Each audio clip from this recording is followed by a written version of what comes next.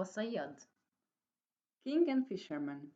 كان يا مكان بقديم الزمان كان في صياد. هالصياد كان كل يوم ينزل يصطاد، واللي بيصطاد فيه ببيعه بالسوق ويرجع على الدار.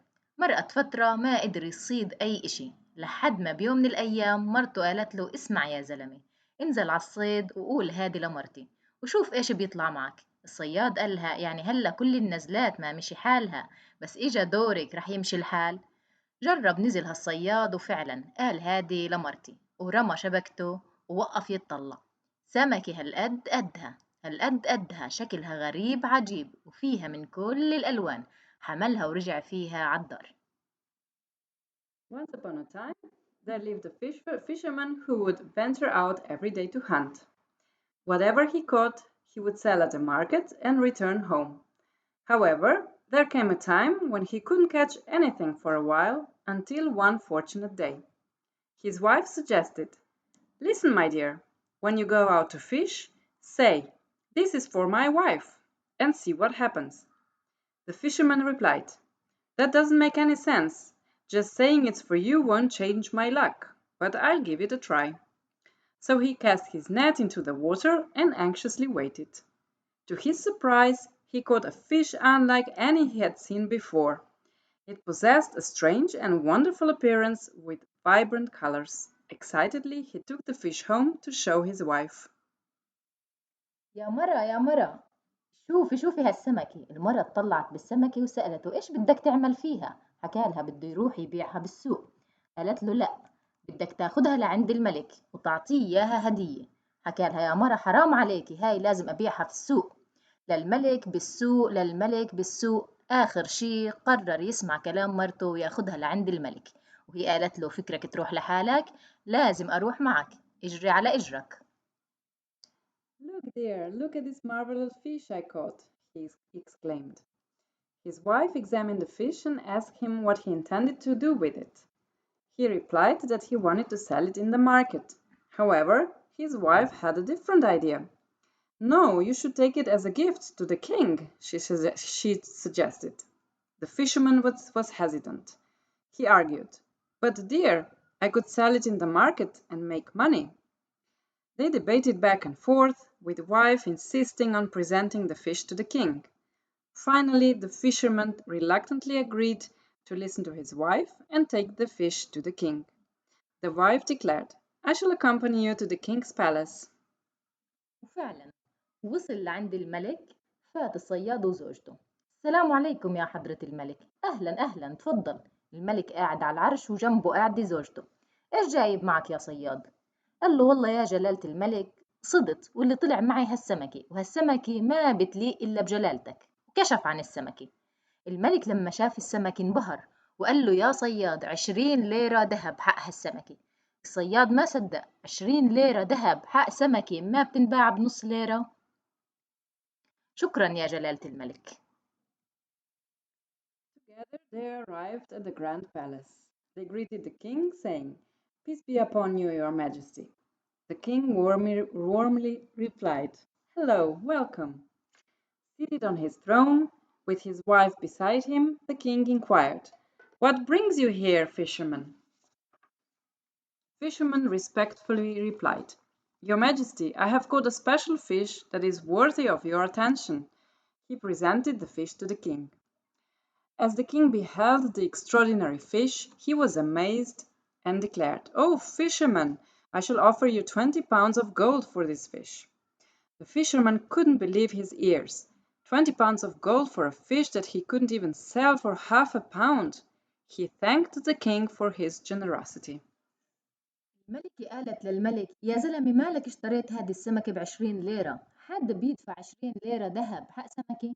قالها: خلص، أنا الملك وطلعت معي. إيش طلعت معك؟ نادي لصياده واسأله: هذه السمكة أنثى أو ذكر؟ إذا قال لك أنثى قل له أنا بدي إياها ذكر، إذا قال لك ذكر قل له أنا بدي إياها أنثى، وهيك بترجع فلوسك. قالها: أوه، شو هالفكرة هاي؟ يا صياد يا صياد. رجع الصياد: هذه السمكة أنثى ولا ذكر؟ إجا الصياد بده يجاوب. زوجته قالت له: تعال، وين رايح؟ تعال. وشوشته في دانه. ابتسم الصياد واتطلع بالملك وقال له: هيا جلالة الملك، هذه السمكة شكر منه لا أنثى ولا ذكر. إيش هالجواب الحلو، 50 ليرة ذهب فوقهم. الملكة قالت له يا عمي شو مالك، بدنا ناخد ال20، قمت أعطيته 50. قال ما سمعتي جوابه الحلو؟ However, the queen interjected, "Dear, are you out of your mind? Paying 20 pounds for a fish? This is preposterous." The king defended his decision, saying, "I am the king, and my word stands. I cannot go back on it." The queen devised a plan to recover the money.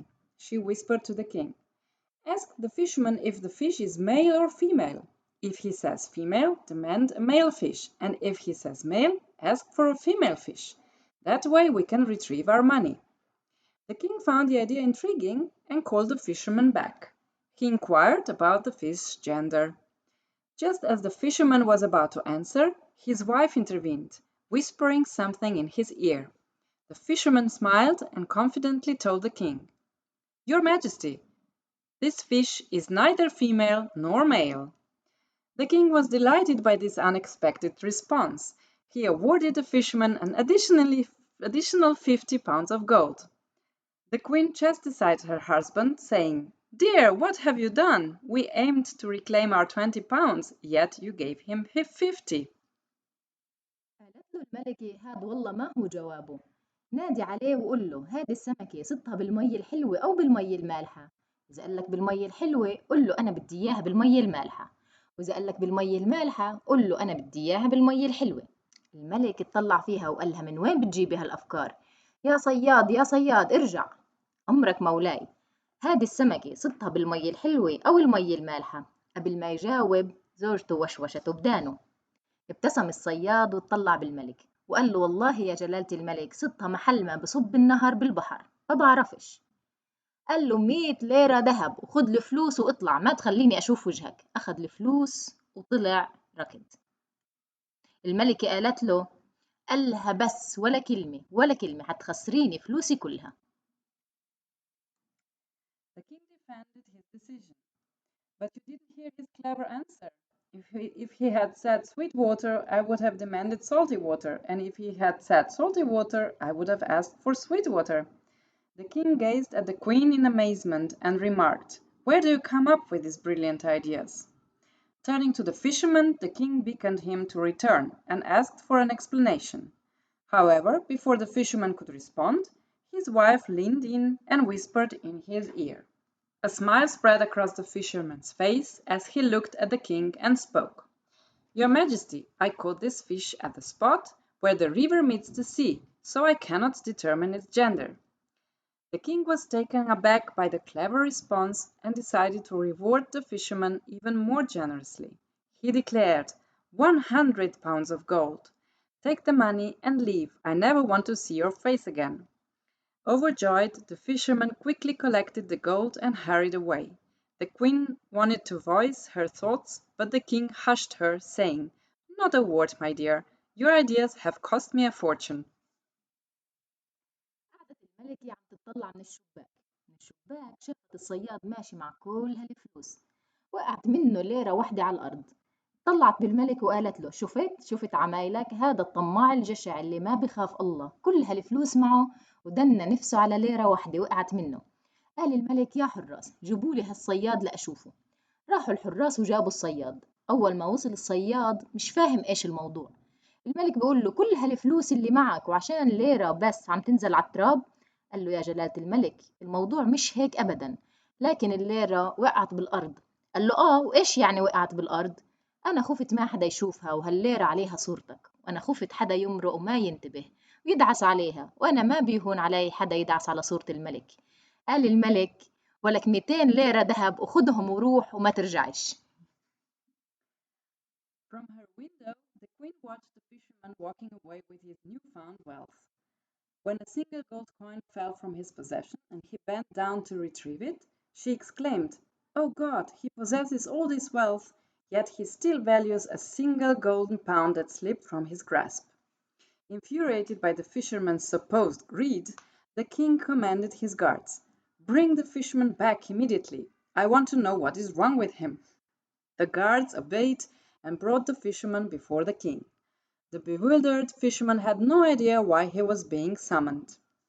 The king confronted him, saying, "You possess all this gold, and just because 1 pound fell to the ground, you stopped to pick it up. You are driven by greed." The fisherman respectfully replied, "Your Majesty, that is not the case. The pound fell to the ground and I simply picked it up." The king dismissed his explanation, declaring, "This is not an excuse." The fisherman, however, elaborated, "I was concerned that someone might overlook the coin, which bears your image, and unintentionally step on it. I did not want anyone disrespecting the image of the king." The king was deeply moved by the fisherman's sincerity and loyalty. He proclaimed, "In addition to the 100 pounds you received earlier, I grant you another 100 golden pounds. Take them and go, never to return." بعت الملك ورا الوزير وقال له فورا تبعت منادي ينادي بكل المملكة أكبر مجذوب اللي بيرد على مرته. بنفس الوقت كان الصياد طالع وحامل مئات الليرات من الذهب وعم بيقول أكبر ذكي اللي برد على مرته. Filled with gratitude, the fisherman bid farewell to the king and left.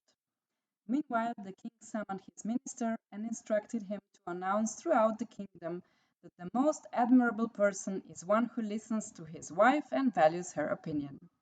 As the fisherman ventured through the kingdom, carrying his fortune, he proudly declared to everyone he encountered, "The wisest man is he who listens to his wife and listens to her advice."